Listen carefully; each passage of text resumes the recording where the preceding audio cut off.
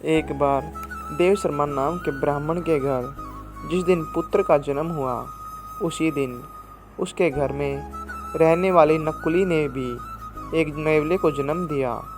देव शर्मा की पत्नी बहुत दयालु स्वभाव की स्त्री थी। उसने उस छोटे नेवले को भी अपने पुत्र के समान ही पाला पोसा और बड़ा किया। वह नेवला सदा उसके पुत्र के साथ खेलता था।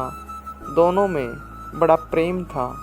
देव शर्मा की पत्नी भी दोनों के प्रेम को देखकर प्रसन्न थी, किंतु उसके मन में यह शंका हमेशा रहती थी कि कभी यह नेवला उसके पुत्र को न काट खाए।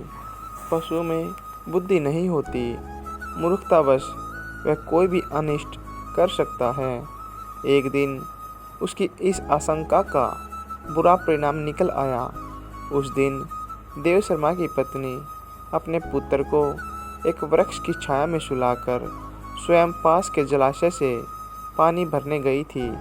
जाते हुए वह अपने पति देव शर्मा से कह गई थी कि वहीं ठहरकर वह पुत्र की देख रेख करे, कहीं ऐसा न हो कि नेवला उसे काट खाए।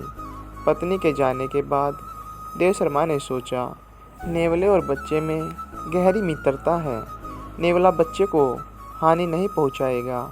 यह सोचकर वह अपने सोए हुए बच्चे और नेवले को वृक्ष की छाया में छोड़कर स्वयं भिक्षा के लोभ से चला गया। भगवान की करनी, उसी समय एक काला नाग पास के बिल से बाहर निकला।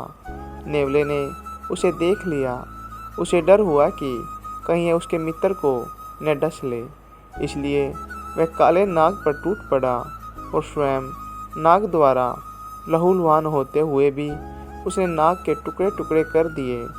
सांप को मारने के बाद वह उसी दिशा में चल पड़ा जिधर देव शर्मा की पत्नी पानी भरने गई थी। उसने सोचा कि वह उसकी वीरता की प्रशंसा करेगी, किंतु हुआ उसका उल्टा।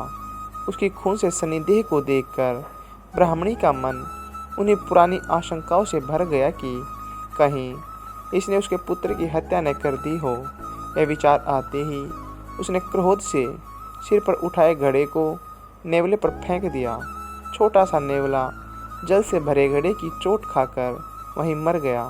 ब्राह्मणी वहाँ से भागती हुई अपने पुत्र के पास पहुँची।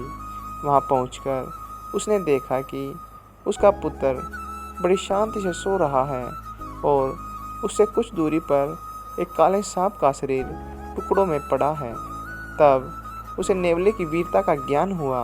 पश्चाताप से उसकी छाती फटने लगी। इसी बीच ब्राह्मण देव शर्मा भी वहाँ आ गया। वहाँ आकर उसने अपनी पत्नी को विलाप करते देखा तो उसका मन भी संशंकित हो गया, किंतु पुत्र को कुशलपूर्वक सोते देख उसका मन शांत हुआ। पत्नी ने अपने पति देव शर्मा को रोते रोते नेवले की मृत्यु का समाचार सुनाया और कहा, मैं तुम्हें यहीं ठहरकर बच्चे की देखभाल के लिए कहकर गई थी। तुमने भिक्षा के लोभ से मेरा कहना नहीं माना। उसका यह परिणाम निकला। सीख, बिना विचारे जो करे सो पाछे पछताए।